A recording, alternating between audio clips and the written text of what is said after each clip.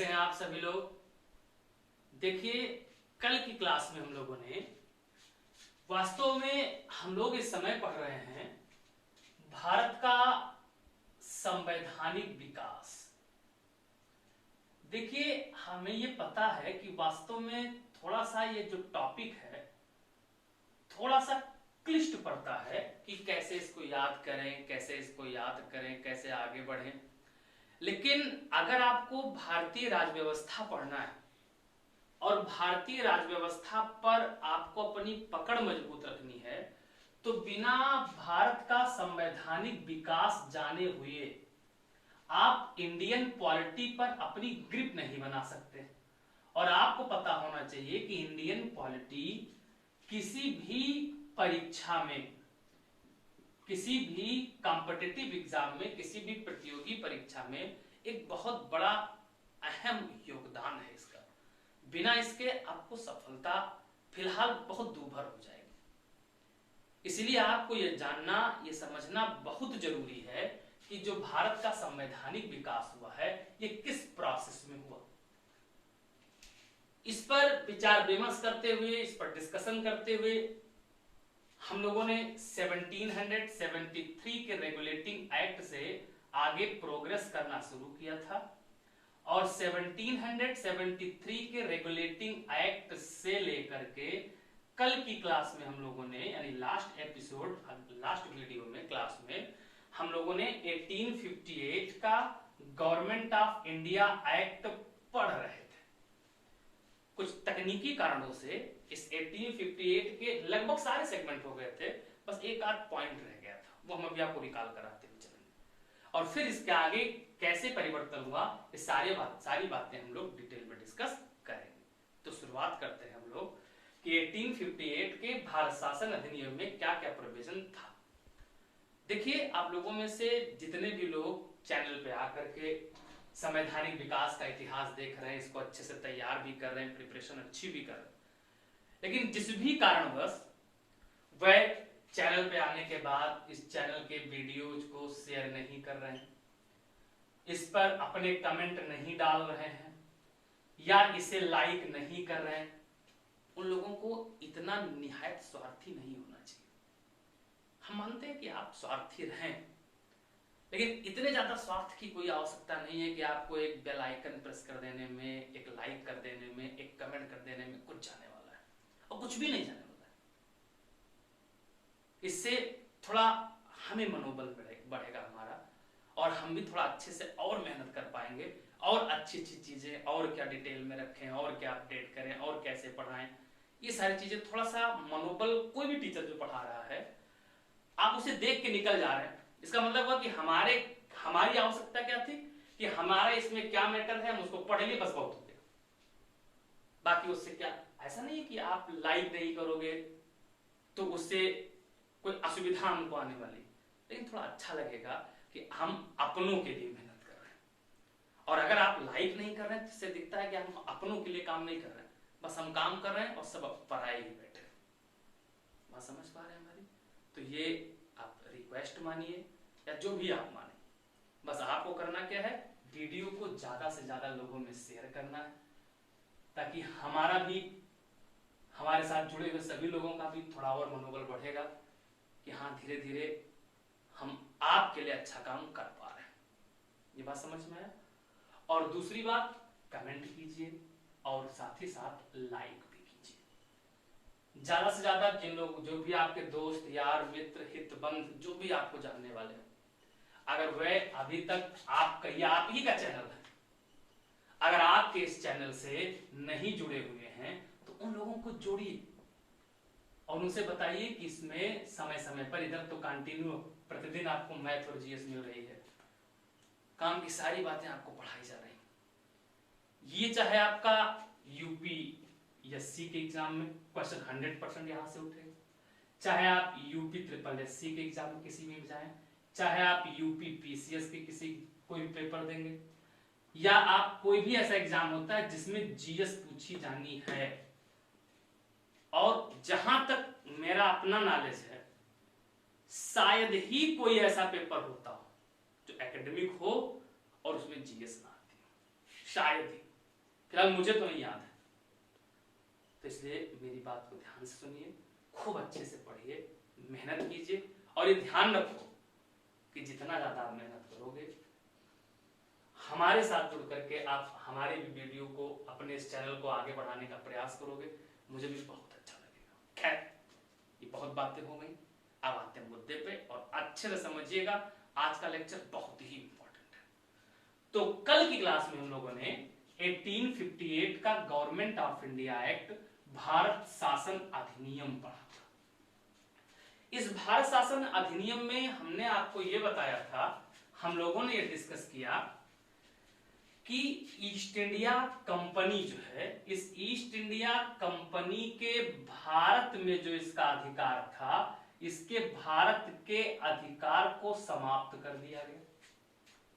तब हम लोगों ने ये देखा कि जो ब्रिटिश पार्लियामेंट है, या सीधे कह देते हैं जो ब्रिटिश क्राउन है, ये British crown east India company के माध्यम से हमारे भारत के प्रशासन को चलाती थी। अब जब ईस्ट इंडिया कंपनी के कार्य समाप्त हो गए, तो ईस्ट इंडिया कंपनी के समाप्त हो जाने के कारण अब सीधे और सीधे हमारा भारत किसके अधीन आ गया था? ब्रिटिश क्राउन के अधीन आ गया था। कल सारी बातें पढ़ी थी। भारत में जो अब तक प्रशासन को चलाने वाला था, वो थे गवर्नर जनरल ऑफ इंडिया। अब इन्हीं गवर्नर जनरल ऑफ इंडिया का नाम किसका? तो governor general of India GGI का नाम क्या रख दिया गया? तो वायसराय कहा जाने लगा। क्या कहा जाने लगा इनको? तो इन्हीं को नाम दे दिया गया था वायसराय। और कल हम लोगों ने पढ़ा है कि भारत के पहले वायसराय कौन बनाए गए? तो भारत के पहले वायसराय बनाए गए थे लॉर्ड कैनिंग। कौन बनाया गया था? लॉर्ड कैनिंग बनाए गए थे। इनका टाइम पीरियड है 1856 से लेकर 1862 तक। किसका कार्यकाल?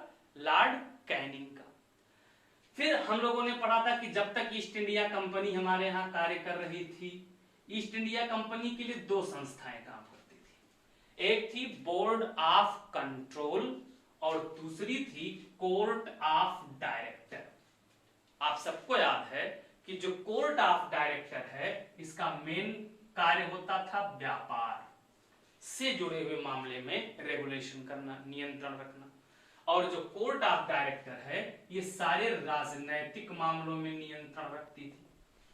अब आप बताइए, सिंपल सी बात यह है कि जब ईस्ट इंडिया कंपनी के अधिकार खत्म किए गए, यानी ईस्ट इंडिया कंपनी फिनिश हो गई, तो सिंपल दिख रहा होगा कि फिर बोर्ड ऑफ कंट्रोल और कोर्ट ऑफ डायरेक्टर को भी क्या कर दिया गया? समाप्त कर दिया गया। ये बात समझ में आया? क्योंकि जब ईस्ट इंडिया कंपनी का ही अधिकार खत्म हो जाएगा, तो उसको रेगुलेट करने वाली संस्था ऑटोमेटिक क्या हो जाएगी? समाप्त हो जाएंगी। ये बात समझ में आया? तो भारत हमारा चूंकि सीधे ब्रिटिश क्राउन के अधीन हो गया था, इसीलिए ब्रिटिश क्राउन के द्वारा ब्रिटेन के कैबिनेट मंत्रिमंडल में से किसी एक मंत्री को भारत के मामले की जिम्मेवारी सौंपी गई। और जब किसी एक मंत्री को भारत के रेगुलेशन की जिम्मेवारी सौंपी गई, उसी को नाम दिया गया भारत सचिव। क्या नाम दिया गया?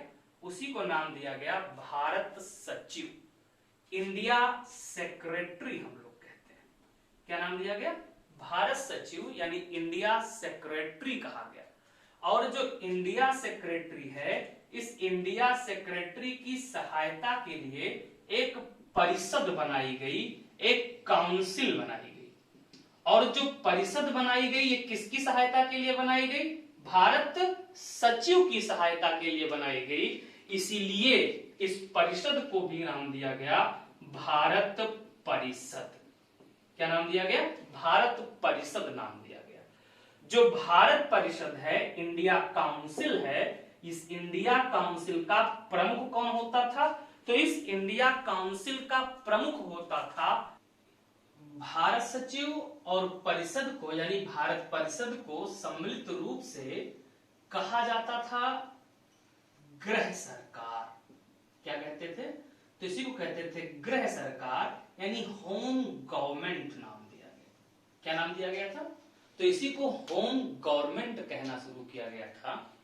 जो भारत परिषद है, इस भारत परिषद में कुल 15 मेंबर होते थे। कितने मेंबर होते थे? तो भारत परिषद में 15 मेंबर होते थे। इतनी बात क्लियर समझ में? अब जो ये वायसराय है, इस वायसराय, जैसे गवर्नर जनरल की अपनी परिषद होती थी, ऐसे ही वायसराय की भी अपनी परिषद होती थी, इनकी भी अपनी काउंसिल थी। अब जो भारत सचिव हैं, इंडिया सेक्रेटरी हैं, ये इंडिया सेक्रेटरी वायसराय के साथ पत्राचार कर सकते थे, किसी भी विषय पर विचार विमर्श कर सकते थे। और कहीं ना कहीं जो भारत सचिव हैं, ये किस पर नियंत्रण रखते थे? तो जो भारत सचिव हैं, इंडिया सेक्रेटरी हैं, ये इंडिया सेक्रेटरी वायसराय पर अपना नियंत्रण रखते थे। ये बात समझ में आया? और उसके बाद जो भारत सचिव हैं, ये भारत सचिव चूंकि ब्रिटेन के मंत्रिमंडल से होते थे, तो इनसे सारी सूचनाएं किसको प्राप्त हो जाती थी? ब्रिटिश क्राउन को प्राप्त हो जाती थी। इसीलिए 1858 के बाद, 1858 के बाद जब कोई एक्ट या कोई अधिनियम पास करना होता था, तो किसकी सिफारिश ली जाती थी? भारत सचिव और उनकी परिषद की सिफारिश मांगी जाती थी, जो कि सारे मामले भारत में क्या होना चाहिए, कैसे होना चाहिए, ये वायसराय और इनकी परिषद से विचार विमर्श करके प्रस्तुत करते थे। इसलिए इसके बाद के जितने भी एक्ट आए, उन एक्ट को कहा जाने लगा था भारत परिषद अधिनियम। तो 1858 के बाद में जो भारत परिषद अधिनियम आया है, उसी को कहा गया भारत परिषद अधिनियम 1861, 1861। इसके बाद जो दूसरा अधिनियम आया, उसको नाम दिया गया भारत परिषद अधिनियम। क्या नाम दिया गया? तो इसको नाम दिया गया भारत परिषद अधिनियम 1892। उसके बाद जो अगला आया, वो आया भारत परिषद अधिनियम 1909।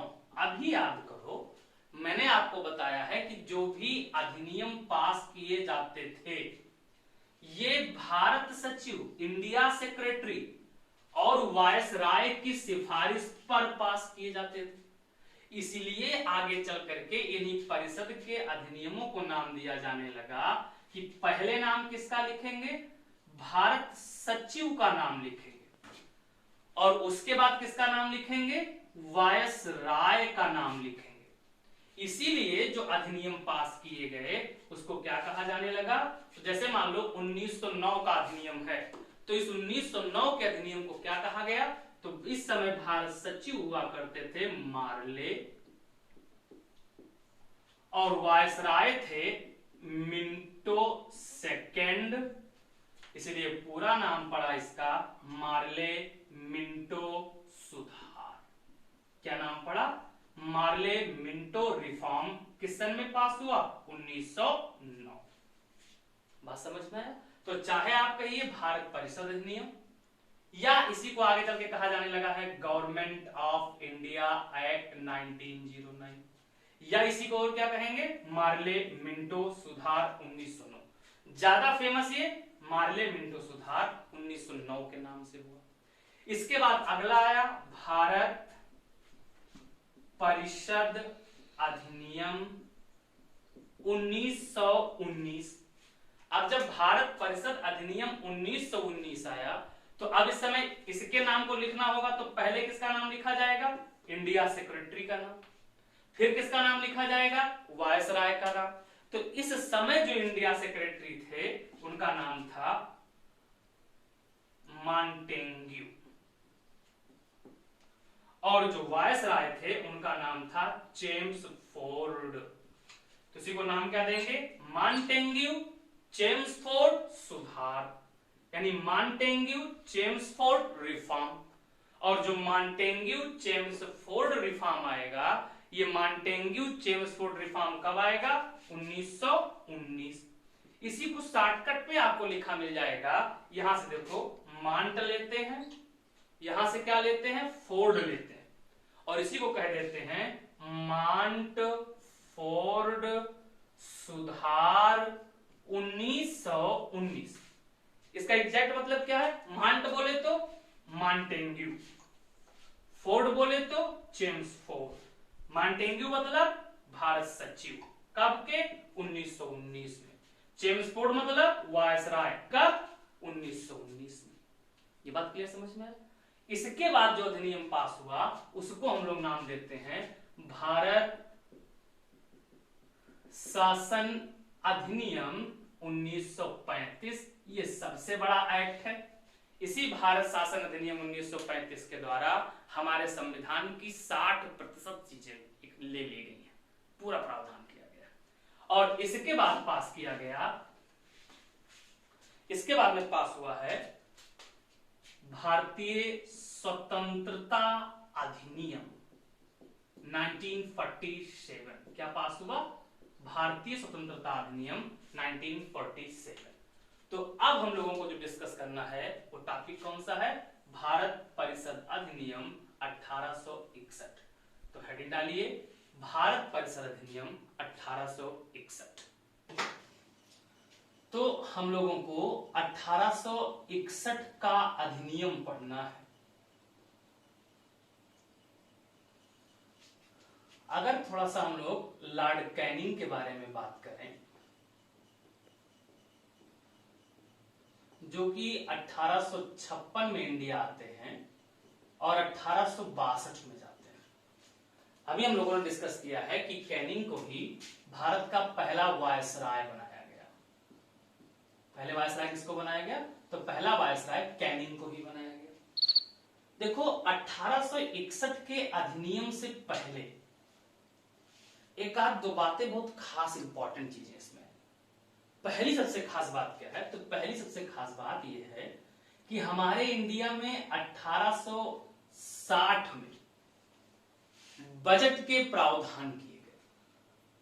किसके प्रोविजन किए गए, बजट के प्रोविजन किए गए। और 1861 में जेम्स विल्सन के द्वारा, किसके द्वारा, जेम्स विल्सन के द्वारा भारत का पहला बजट प्रस्तुत किया गया। किसके द्वारा, विल्सन साहब के द्वारा भारत का पहला बजट प्रस्तुत किया गया। ये बहुत इंपॉर्टेंट फैक्ट है। बाकी आगे जब हम लोग पढ़ेंगे, पॉलिटी को आगे प्रोसीड करेंगे, तो उसमें बजट का पूरा प्रोसीजर हम आपको बताएंगे। बजट कैसे बनता है, कैसे पास होता है। अभी इतना केवल बता देते हैं कि अभी हमारे यहाँ पर जो बजट है वो आर्टिकल 112 में, 112 में है, जिसको हम लोग क्या कहते हैं, जिसको हम लोग कहते हैं वार्षिक वित्तीय विवरण। क्या नाम देते हैं, वार्षिक वित्तीय विवरण नाम देते हैं।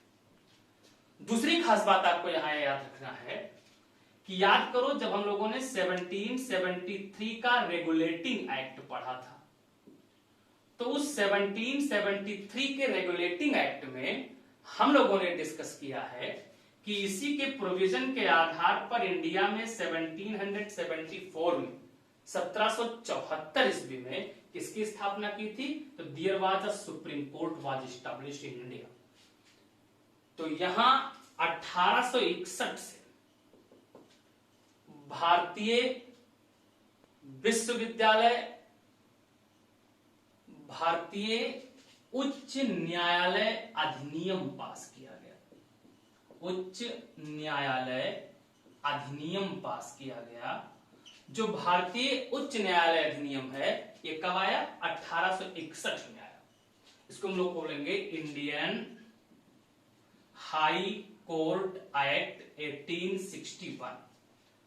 और इंडियन हाई कोर्ट एक्ट के आधार पर हमारे इंडिया में 3 हाई कोर्ट की स्थापना की गई। कितने हाई कोर्ट की स्थापना की गई, तो 3 हाई कोर्ट की स्थापना की गई। पहला हाई कोर्ट बनाया गया मद्रास में बनाया गया। उसके बाद कलकत्ता, और कलकत्ता के बाद बनाया गया बॉम्बे। यहां एक बात बहुत अच्छे से ध्यान रखिएगा कि हमारे भारत का सबसे एंशियंट हाई कोर्ट कौन सा है, सबसे प्राचीन हाई कोर्ट कौन सा है, तो सबसे प्राचीन हाई कोर्ट है मद्रास। हालांकि ये तीनों कब बनाए गए, 1862, बस कुछ दिनों का अंतर है इन सब में। ये बात समझ में है। आज अगर हम लोग अपने यहाँ हाई कोर्ट की व्यवस्था देखें तो हाई कोर्ट जो है वो हमारे पॉलिटी में आर्टिकल नंबर 214 में वर्णित है। किसमें वर्णित है, आर्टिकल नंबर 214 में है। अगर हम लोग सुप्रीम कोर्ट की बात करें तो ये आर्टिकल 124 में, या सीधे कह दें 124 से लेकर 147 तक के प्रोविजन सुप्रीम कोर्ट के लिए किए गए हैं। और अगर हाई कोर्ट की बात कर दें तो 214 से लेकर के और 232 तक का हाई कोर्ट दिया गया है, और फिर 233 से और 237 तक डिस्ट्रिक्ट कोर्ट के बारे में प्रोविजन किया गया है। तो ये सारे कोर्ट के बारे में दे दिए गए। ये बात समझ में है। अब हम लोग ये देखते हैं कि 1861 का अधिनियम क्या है, तो इससे हम आपको अगले सेगमेंट में, अगले एपिसोड में बताते हैं। क्लियर एकदम। आज इसको यहीं तक रखते हैं, इसको अच्छे से देखिएगा, पूरा डिटेल हमने आपको क्लियर करा दिया है कि कैसे एक्ट का आगे रिफॉर्म हुआ है। क्लियर साहब, तो चलिए बहुत बहुत धन्यवाद, थैंक यू, जय हिंद।